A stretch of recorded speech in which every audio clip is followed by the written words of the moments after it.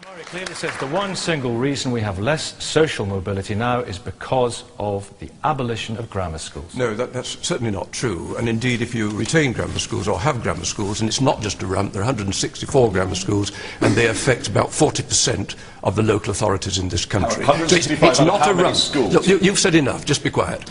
And I think that the oh, charming. And I think that I don't one of the agree with you reasons either. why, if you take a sort of If you take a fully grammar school system like Northern Ireland or like Kent, you've got the longest tail of underachievement just about in the country. In other words, there's less social mobility for those young people in those things. Secondly, I think that what we have seen in the last 50 years is a massive change in the whole social economic context in which we talk about social mobility.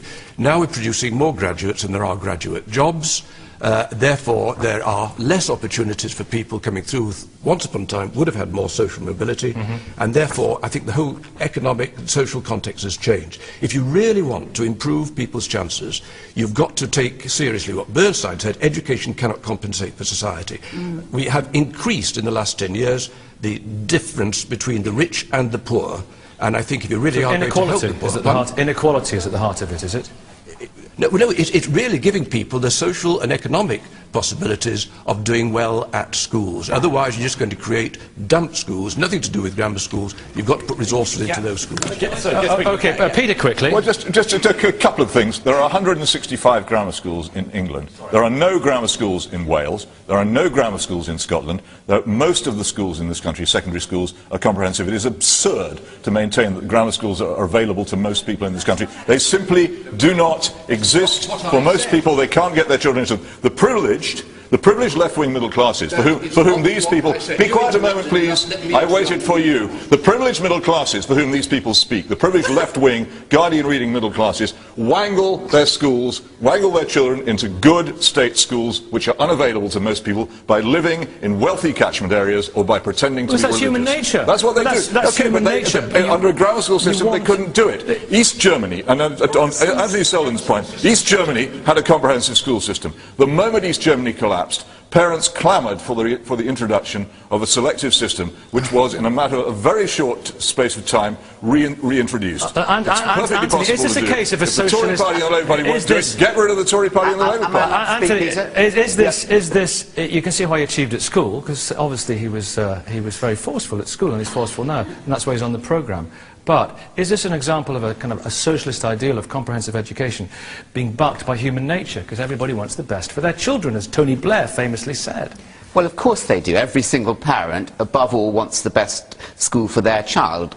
That's natural, and therefore I think if you go with having a comprehensive system but academic streams, and that nothing that I've heard in this debate doesn't suggest that that's the right way, a heavily academic with very high expectations stream that then children can move into who are late developers is the right way forward. But let me also say the Charity Commission reported this week and had a fantastic opportunity to try and build bridges between the independent and state schools. They didn't go for that. The option they've come out for is taking the best kids out of state schools on bursaries and putting them into the independent system. That is absolutely shameful and an abuse of what they should have been doing. We need to build bridges. We did that debate about 4 or 5 weeks ago. But all these people, they all went to private schools. The people who are talking all went to private schools, and yet someone who went to a comprehensive school like me knows what they're really like. And you all theorise, and you'll send your kids to private schools. I went to comprehensive Eton. I went to comprehensive schools myself as well. And you don't seem to realise that... I think I know my biography better than you. Wait a minute, finish your point. If the most privileged and powerful people, like probably the next Prime Minister, Cameron, went to Eton, and they send their kids to private schools, maybe Cameron doesn't, then who's going to know about what's going on in the schools? If we have a two-tier education Gordon system Brown went to a grammar school, where the richest people can pay to send their kids to good school, and the rest of the people have to choose between a grammar and a comprehensive, it's never going to be fair. But people are paying now to live in the nicest areas, well, so they get the best well. comprehensive schools.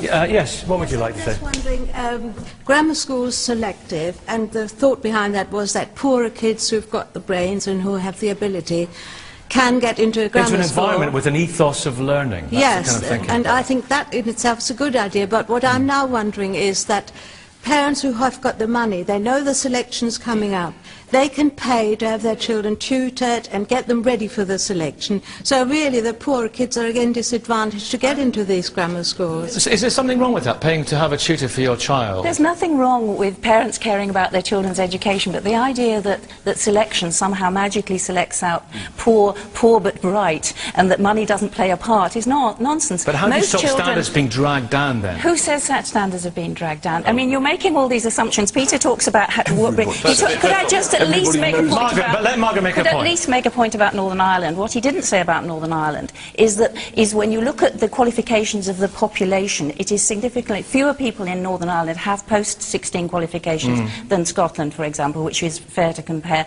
You know, it's easy to make these sorts of... The social segregation in Northern Ireland, I mean, there are all sorts of other segregations obviously going on.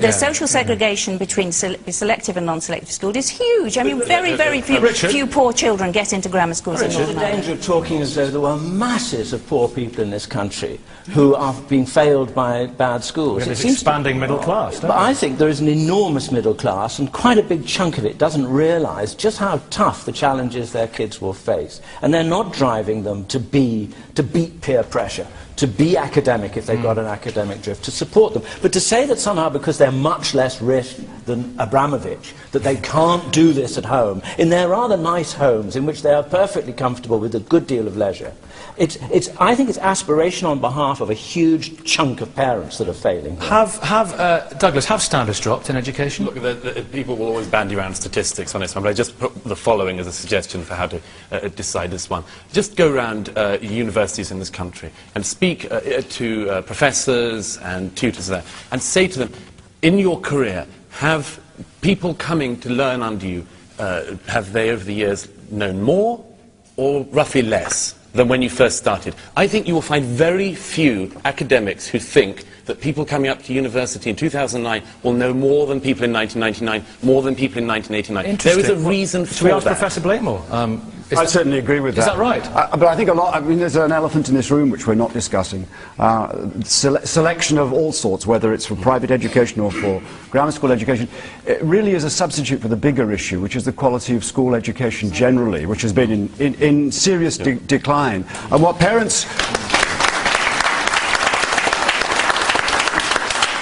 What parents want to, are able to pay for their kids to go to private school or are desperate for their kids to have access to grammar school, really want is just higher quality education throughout.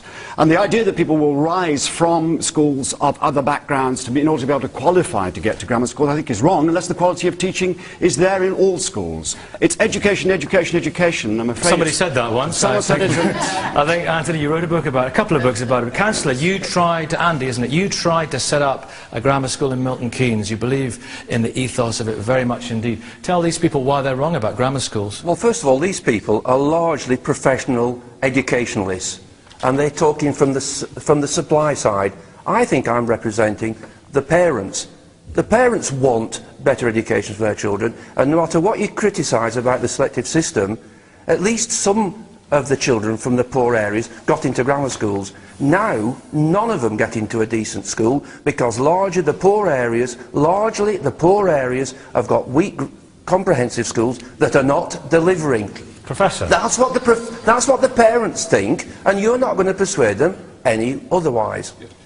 The evidence is, again, if you go back to the Crowther report 50 years ago, it demonstrated that the majority of those very few who actually came from the unskilled working class actually left the grammar school, left without any qualification whatsoever, not even an O-level. And so it's a myth that somehow this glorious thing, this rescued these people. Wait a minute, can we have another statistic here? Can we have just one other statistic here which belies this? Well, hang on, order. I'm the headmaster. Okay, on you go. Okay, if you look, and it's in the Franks report, and it's in Anthony Sampson's Anatomy of Britain, if you look at the numbers of people coming from state schools to Oxford and Cambridge, they were rising steadily, approaching 70% without any special measures to get them in until the abolition of the grammar schools, whereupon the numbers went down.